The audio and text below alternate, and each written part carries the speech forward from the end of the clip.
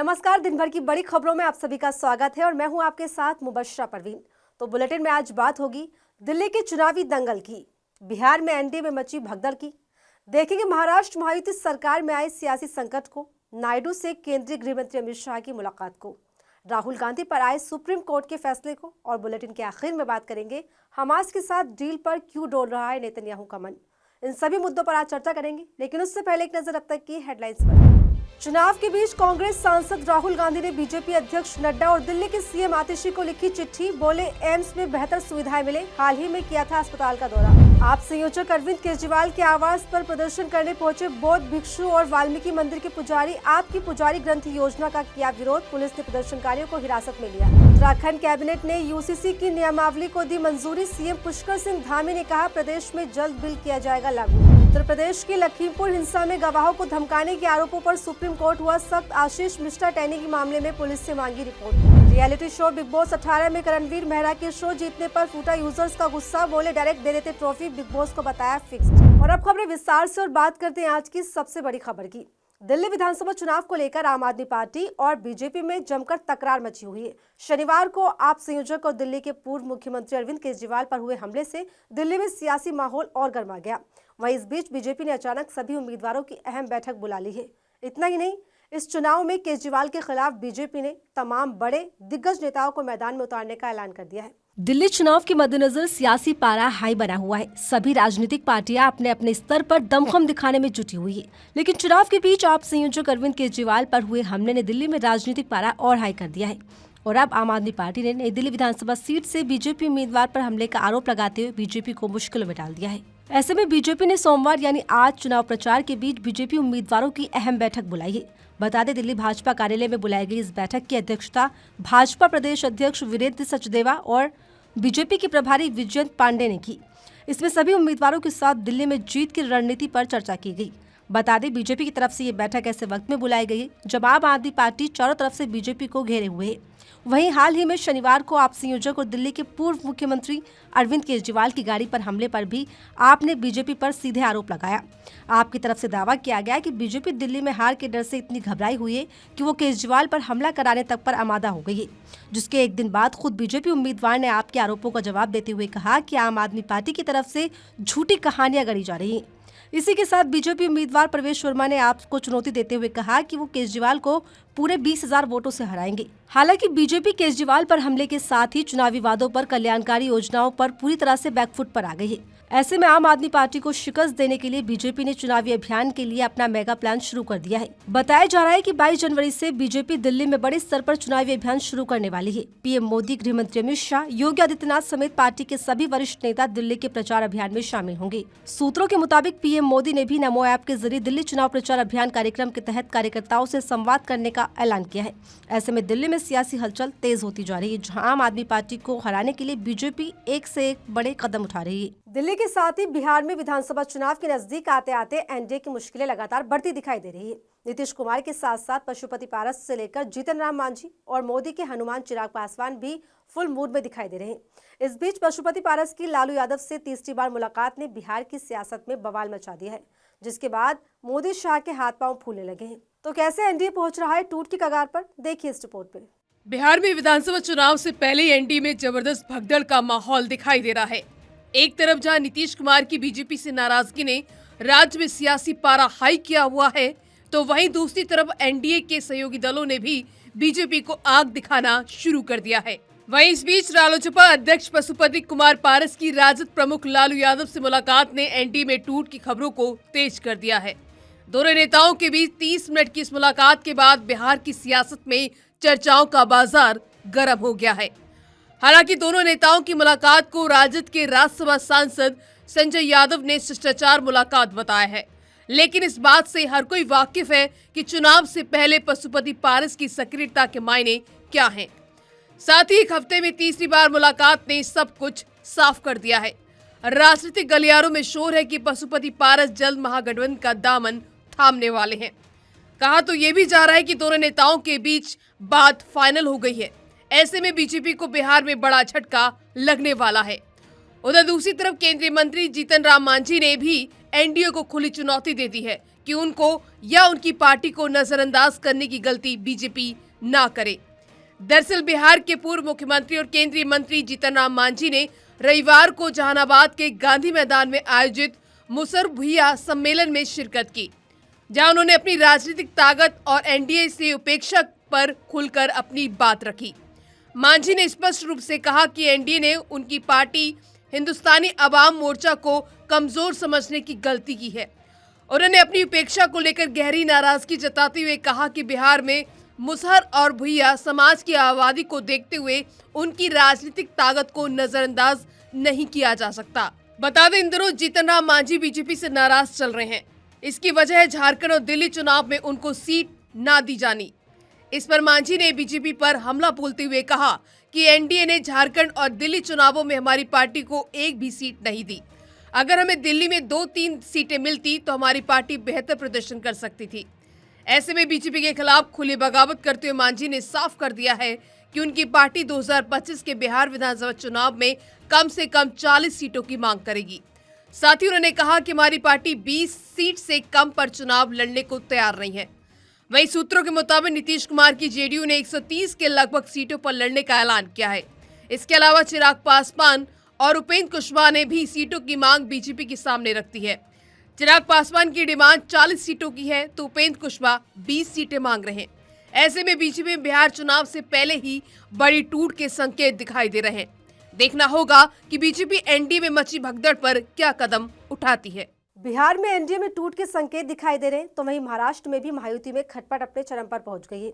इस बीच खबर है कि प्रभारी मंत्री के पद को लेकर एकनाथ शिंदे फिर से नाराज हो गए। इतना ही नहीं, अजित पवार के साथ खुद बीजेपी नेताओं ने भी अपनी ही सरकार के खिलाफ मोर्चा खोल दिया है। तो कैसे अपने ही मंत्रियों से घिरी बीजेपी, देखिए इस रिपोर्ट में। महाराष्ट्र में महायुति की सरकार बनने से पहले से लेकर अब तक मचा बवाल थमने का नाम नहीं ले रहा। इसी कड़ी में महाराष्ट्र के डिप्टी सीएम एकनाथ शिंदे ने फिर बीजेपी से नाराजगी जाहिर की है। इतना ही नहीं, महायुति सरकार में संरक्षक मंत्रियों की सूची को लेकर शिवसेना और एनसीपी दोनों दलों ने ही बीजेपी के खिलाफ मोर्चा खोल दिया है। ऐसे में खबरें अपने चरम पर है कि महागठबंधन महायुति में कुछ भी ठीक नहीं है। दरअसल सरकार बनने के बाद से लगातार दोनों उप मुख्यमंत्री अजित पवार और एकनाथ शिंदे मुख्यमंत्री देवेंद्र फडणवीस के कुछ फैसलों से नाराज बताए जा रहे हैं। इस बार मामला एकनाथ शिंदे की शिवसेना से जुड़ा है। बता दें, हाल ही में महाराष्ट्र में फडणवीस सरकार ने संरक्षक मंत्रियों की लिस्ट जारी की, जिसके तहत कैबिनेट मंत्रियों को जिला का गार्जियन मिनिस्टर बनाया गया।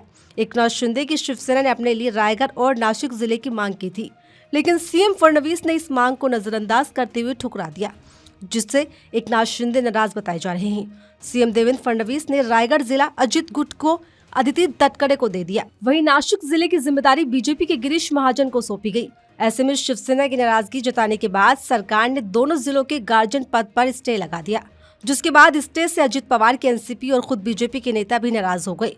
ऐसे में बीजेपी सहयोगी दलों को मनाने की कवायद में जुट गई है। खबरों की माने तो नाराज डिप्टी सीएम एकनाथ शिंदे एक बार फिर कोप भवन चले गए हैं।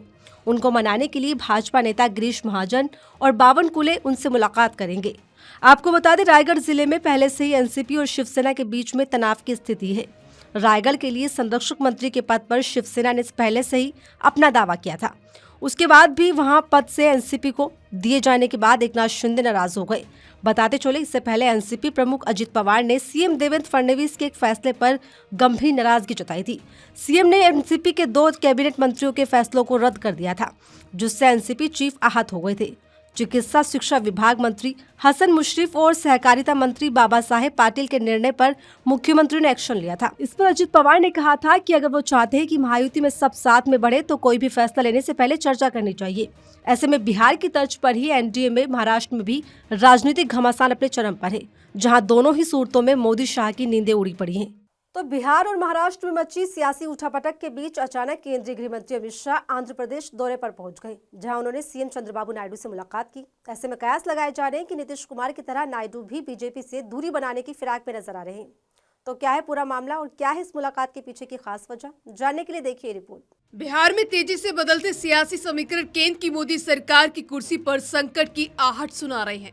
ऐसे में नीतीश कुमार की सियासी खामोशी और डिमांड ने बीजेपी को मुश्किलों में डाल रखा है। ऐसे में नीतीश कुमार से नाराजगी की खबरों के बीच केंद्रीय गृह मंत्री अमित शाह सीधे आंध्र प्रदेश पहुंच गए हैं, जहां उन्होंने सीएम चंद्रबाबू नायडू से मुलाकात की है।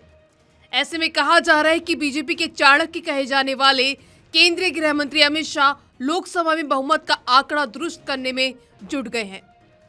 बता दें, अमित शाह की चंद्रबाबू नायडू से मुलाकात ऐसे वक्त में हुई है जब एक दिन पहले ही कांग्रेस सांसद राहुल गांधी पटना दौरे से वापस लौटे थे। ऐसे हालातों में आंध्र प्रदेश के केंद्रीय गृह मंत्री से हुई मुलाकात चर्चा का विषय बनी हुई है। आंध्र प्रदेश दौरे के दौरान अमित शाह ने रविवार को राज्य के गन्नावरम मंडल के कोंडा पबलूरू में 10वीं बटालियन एनडीआरएफ परिसर और एनआईडीएम दक्षिणी परिसर का उद्घाटन किया। इस दौरान आंध्र प्रदेश के सीएम चंद्रबाबू नायडू भी मौजूद रहे। आपको बता दें, केंद्र की मोदी सरकार बैसाखियों पर टिकी हुई है। लोकसभा चुनाव 2024 में 300 के पार का नारा देने वाली मोदी सरकार बहुमत का आंकड़ा तक पार कर पाने में नाकाम हो गई थी। ऐसे में बिहार के सीएम नीतीश कुमार और आंध्र प्रदेश के सीएम चंद्रबाबू नायडू के सहारे बनी सरकार के लिए दोनों नेताओं का राजी होना ना चाहते हुए भी जरूरी हो गया है। लेकिन नीतीश कुमार के पाला बदलने की खबरों ने बीजेपी के अंदर बौखलाहट पैदा की हुई है। ऐसे में अमित शाह चंद्रबाबू नायडू को खुश करने में लग गए हैं और तुरंत विजयवाड़ा में सीएम आवास पहुंचकर नायडू से मुलाकात की। इस दौरान अमित शाह ने आंध्र प्रदेश की जनता को 3 लाख करोड़ की कल्याणकारी योजनाएं भी दी हैं। इसी के साथ केंद्रीय मंत्री ने आगे कहा और भी योजनाएं उन्हें दी जाएंगी। बता दें, हाल ही में चंद्रबाबू नायडू ने राजधानी के लिए वित्तीय मदद मांगी थी, जिसका असर अमित शाह के दौरे में साफ झलका। ऐसे में अब देखना होगा कि बीजेपी नीतीश की नाराजगी के बदले नायडू को किस हद तक कीमत दे पाने में सफल हो पाती है। सुप्रीम कोर्ट ने केंद्रीय गृह मंत्री अमित शाह के खिलाफ कथित अपमानजनक टिप्पणी को लेकर कांग्रेस नेता राहुल गांधी को बड़ी राहत देते हुए बीजेपी को बड़ा झटका दे दिया है। इतना ही नहीं, सुप्रीम कोर्ट ने बीजेपी को नोटिस जारी कर जवाब भी मांगा है।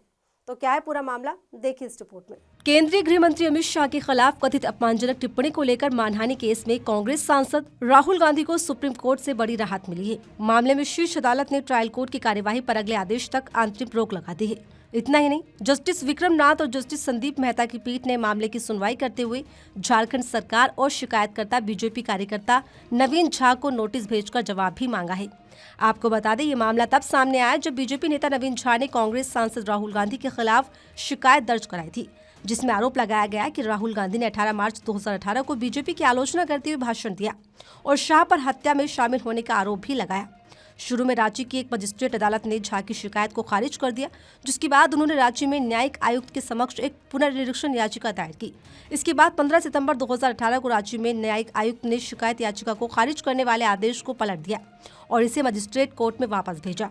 बाद में न्यायिक आयुक्त ने मजिस्ट्रेट को रिकॉर्ड पर मौजूद साक्ष्य की फिर से समीक्षा करने और मामले को आगे बढ़ाने के लिए प्रथम दृश्य सामग्री के निर्धारण के संबंध में एक नया आदेश जारी करने का निर्देश दिया। इसके बाद मजिस्ट्रेट ने 28 नवंबर 2018 को नया आदेश पारित किया और निष्कर्ष निकाला कि भारतीय दंड संहिता यानी आईपीसी की धारा 500 के तहत राहुल गांधी के खिलाफ प्रथम दृश्य मामला स्थापित करने के लिए पर्याप्त सबूत थे।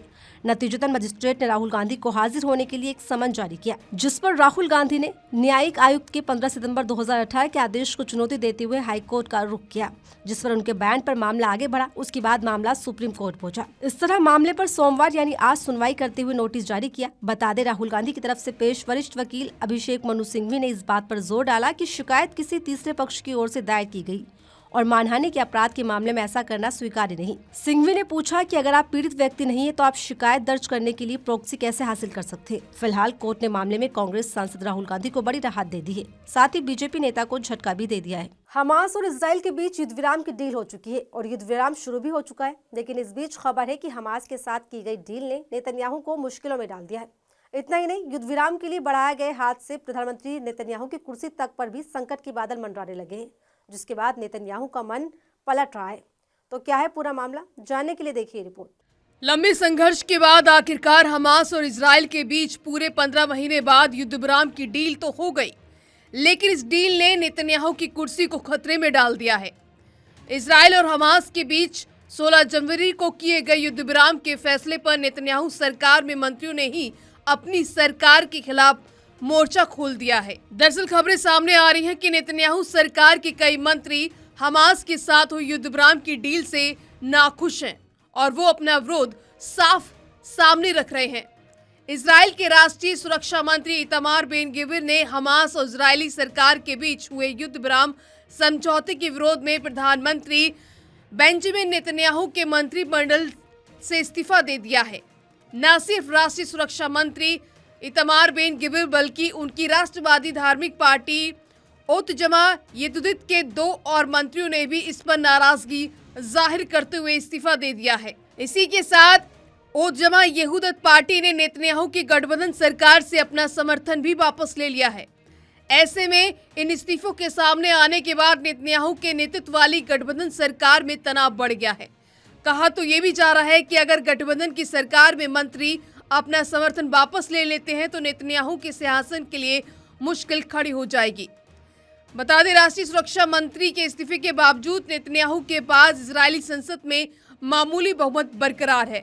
यानी मंत्री के इस्तीफे ने नेतन्याहू की गठबंधन वाली सरकार को कमजोर कर दिया है। वहीं अगर अन्य दक्षिणपंथी सांसद ठीक बेन गिविर की तरह सरकार से नाता तोड़ लेते हैं तो प्रधानमंत्री नेतन्याहू अपना बहुमत खो सकते हैं, जिससे संभावित रूप से समय से पहले चुनाव कराने पड़ सकते हैं। हालांकि नेतन्याहू शुरू से ही इससे डरे हुए थे।